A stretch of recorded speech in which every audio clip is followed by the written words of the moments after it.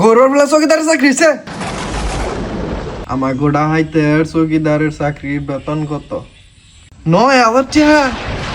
বাপরে বাপ, হালা তখন জীবন কইরা গেল 14 গোষ্ঠী হন সুখে বয়ে খাবো আর আমাকে সুদির পু ঘরে ভিতরে খালি হয়ে থাকবো, ঘুরবো আর খালি খাবো আর রাখবো।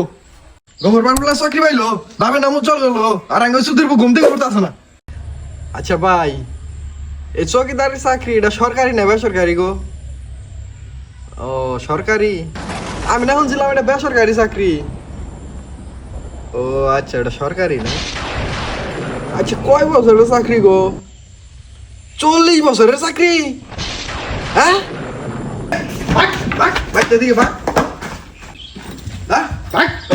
শালার বেটা বাইতে দিকে তুই বা আমরা ঘুরবার গুলো সরকারি চাকরি হইলো আর এই চুদির হারা দিনটা খালি মোবাইল চালান শুধায়।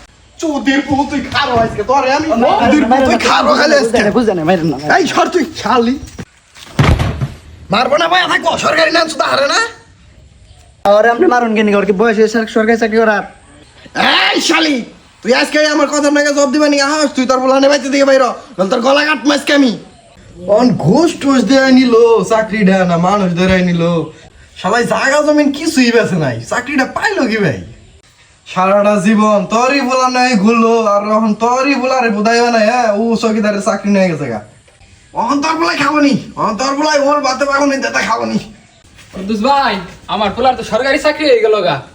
ইসরে চাকরি একটা পাইছে, মনে হয় যে একবার পুলিশের চাকরি হয়ে গেছে গা, পাইছে চৌকিদারের চাকরি, অনসিনা ভুলাই ঘুরে। এই দিশাই পাইতাছেন, এই সকাল থেকে টেনশন, মনটাই করে মাথাটাও না আজকে ফাটতো। এখানটা ওই যে ঘরে গানি তো লাঠিটা আছে, লাঠিটা নিয়ে আইসা তাড়াতাড়ি। এই যে বাবা লাঠি তো পাইলাম না, এই যে ব্যাটটা নিয়েছি, ব্যাটটা নাও। শালা চৌধুরী তুমি